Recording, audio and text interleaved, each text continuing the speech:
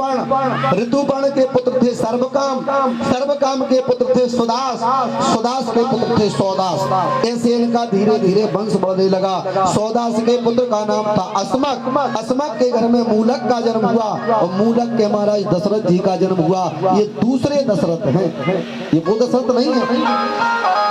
दशरथ जी के पुत्र का नाम भैया फिर हुआ एडविड, एडविड के पुत्र का नाम था विश्वसह, विश्वसह के पुत्र का नाम खटवांग हुआ। ऐसे करके इनका वंश आगे के लाने बढ़ा। सुखदेव जी महाराज कहते हैं कि खटवांगा दीर्घ बाहुशो रघु तस्मात् प्रतुस्त्रवाह आज स्थतो महाराज तस्मा दशरथो भवत। एडविड के पुत्र का नाम था विश्वसह, उनसे खटवांग, खटवांग के पुत्र का नाम महाराज दीर्घबाहु, दीर्घबाहु से महाराज रघु का जन्म हुआ और रघु से ही आज इस वंश का नाम रघु वंश है। महाचक्रवर्ती राजा थे। रघु के पुत्र थे महाराज अज, और अज के घर में महात्मा दशरथ का जन्म हुआ। दशरथ जी महाराज का जन्म हुआ है। अच्छा, लोग कहते हैं कि दशरथ जी महाराज का जन्म ऐसे हुआ, बोले जब यज्ञ किया तो पहले एक रथ निकला, दूसरा रथ निकला, तीसरा, चौथा, पांचवा, ऐसे 9 रथ निकले और 10वें रथ जब निकला उस पे महाराज विराजित थे, सो दशरथ हो गया। नहीं, गलत बात, ऐसे नहीं हुआ। दशरथ जी का मतलब ये है कि प्रधान इंद्रियां होती हैं शरीर में 10 और महाराज जी ने अपनी 10 इंद्रियों को बस में कर लिया था, इसलिए इनका नाम दशरथ पड़ा।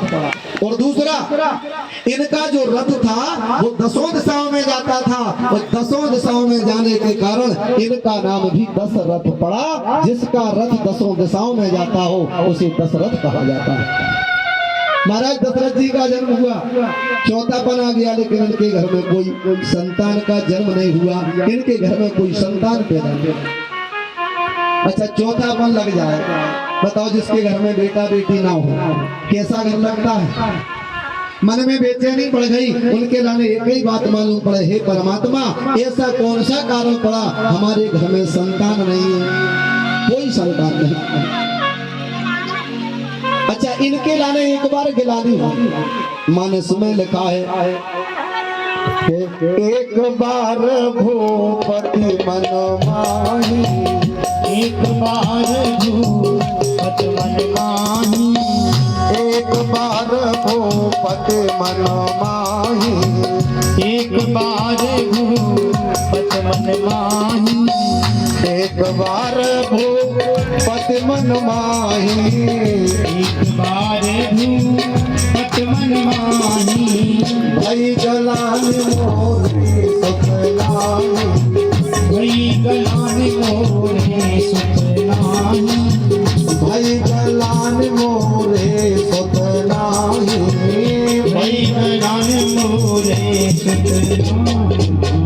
बोले एक बार और भूपति मन माही, ओ भई गलान मोरे सुतनाही। एक बार राजा दशरथ को गलानी हुई कि मेरे घर में संतान नहीं है। ईमानदारी से विचार करो, जैसे जिसके घर में संतान ना हो चौथापन लग जाए, मान लो बुढ़ापो वार हो, संतान ना हो तो क्या ये कई बार कष्ट होगा, ये कई बार गिलानी होगी? नहीं, गिलानी तो बार बार हुई है, लेकिन एक बार से मतलब ये है कि दोबारा फिर वो गिलानी नहीं, उसका समाधान हो गया। विशेष घटना जहाँ पर है वहाँ पर एक बार शब्द लिखा है। जैसे एक बार हम आगरा गए तो रोजाना बार बार गए, लेकिन एक बार आगरा गए तो हमारी बस का एक्सीडेंट हो गया। तो ये विशेष घटना नहीं है कि आगरा तो हम रोजाना जा रहे हैं, लेकिन एक्सीडेंट एक बार हुआ है। तो जहाँ विशेष घटना होती है वहाँ पर एक बार शब्द लिखा जाता है। अच्छा, अब गिलानी कहाँ हुई? देखो, गिलानी के लिए ये हुई कि एक बार की बात है। कुछ किंवदंतियां हैं, प्रमाणित नहीं है। एक किंवदंती ये है कि महाराज घर से बाहर निकले तो बोले किसी ने राजा को देख करके थूक दिया। अच्छा, ऐसा कौन था बताओ जो राजा को देख कर थूक सके? बिल्कुल गलत, कोई ऐसी बात नहीं। और दूसरी किंवदंती है, बोले एक बार इंद्र के आसन पर गए जी, इंद्र ने आधा आसन दिया, बैठ गए और लौट करके जब दशरथ जी महाराज पहुंचे तो सिंहासन धो रहा था। बोले क्यों धुल रहा है? बोले इसलिए धुल रहा है कि राजा के संतान है, राजा के कोई संतान नहीं है, इसलिए अछूत मानते हैं। तो वहां भी सिंहासन धोया जा रहा है। तो एक बार यहाँ मिलानी हुई। बोलिए गोविंद भगवान की। मन को विचलित नहीं करना है। गाने वाले गा रहे हैं, आने वाले आ रहे हैं, जाने वाले जा रहे हैं, आप तो केवल केंद्र बनाए रखें। अच्छा, अब ये 2 बार किदमंती हुई, लेकिन तीसरी बार बोले एक बार की बात है। राजा ने कांच देखा, कांच में अपना चेहरा देख रहे थे। कानों के बगल में बाल सफेद दिखाई दिए। तो सफेद बाल अगर कान के बगल में आ जाएं तो समझ लो ये बुढ़ापे का संकेत है। लेकिन ये आज की बात नहीं, आज तो 10-10 साल के लड़का के बाल ही सफेद हो जाते हैं। भाई पहले हम लोग मिट्टी लगाते थे, मिट्टी, बाल काले रहा करते थे, है ना, सरसों का तेल लगाते थे काले। अब तो नहीं, डबल प्योर सुरक्षा वाला, बालों को मजबूत रखे, वो बुढ़ापे से पहले बाल झड़ जाती है, सफेद पड़ जाती है। बताओ क्या सुरक्षा है? तो हम लोग पाश्चात्य जीवन जी रहे हैं, है ना, उम्र कुछ नहीं, बाल पक गए, बाल झड़ने लगे। तो ये तो आज की व्यवस्था ऐसी है, हम मिलावटी चीजों का उपयोग कर रहे हैं, जो मूल चीजें हमको मतलब भूल चुके हैं। ये कारण है। तो महाराज राजा ने अपने चेहरे को देखा। मानस में लिखा है कि श्रवण समीप भय सित केसा, श्रवण समीप भय सत केसा, श्रवण समीप भय सित केसा, श्रवण समीप भय सत केसा, श्रवण समीप भय सित केसा, श्रवण समीप भय सत केसा, मन हो जरकपन अस उपदेशा, मन हो जरकपन अस उपदेशा, मन हो जरकपन अस उपदेशा। बोले श्रवण समीप और भय सित केसा,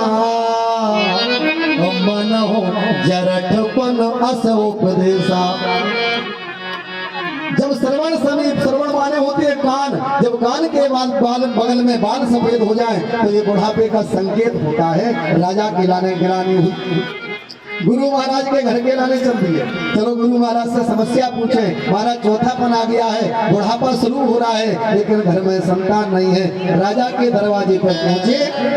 महाराज राजा जब दरवाजे पर पहुंचे, उनके गुरु थे महाराज वशिष्ठ, उनकी पत्नी का नाम है अरुंधति। अरुंधति की गोद में एक छोटा सा बच्चा बैठा था, जिनका नाम था शक्ति।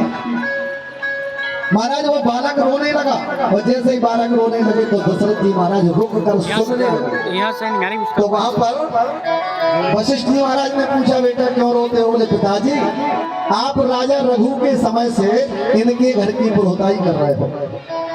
आज राजा दशरथ में संतान है, जब उनके घर में संतान नहीं है तो बताओ हम किसकी पुरोहिताई करेंगे? अब छोटा सा बालक अगर ये बात कह दे, वास्तव में आज राजा के लाने मन में गिलानी हुई कि बताओ छोटा सा बालक जो बोल रहा है वो यथार्थ सत्य है, मेरे घर में संतान नहीं है, क्या करें? और जब संतान ना हो तो ध्यान रखना, आप आपत्ति विपत्ति में पड़ जाओ तो सबसे पहले अपना हाल अपने गुरुदेव को बताओ, उनके घर जाओ। महाराज दशरथ जी ने यही किया, गुरु महाराज के घर चले गए। बोले गुरु ग्रह गया वो तुरंत मही बाला, गुरु ग्रह गया तुरंत अनिकाला, चरण लाग करो विनय विशाला, चरण लाग कर विनय विशाला। आज महाराज ये गुरुदेव के घर में चले गए। गुरु महाराज के लाने वचन अपना निज सुख दुख सब गुरु ही सुनायो। समस्या बताई महाराज, मेरे घर में संतान नहीं है, कर्तव्य गुरु को बताओ। जब सारा हाल गुरु को बता दिया तो गुरु महाराज ने आशीर्वाद दिया, चिंता मत करो, धर्म धीर हुई है सुत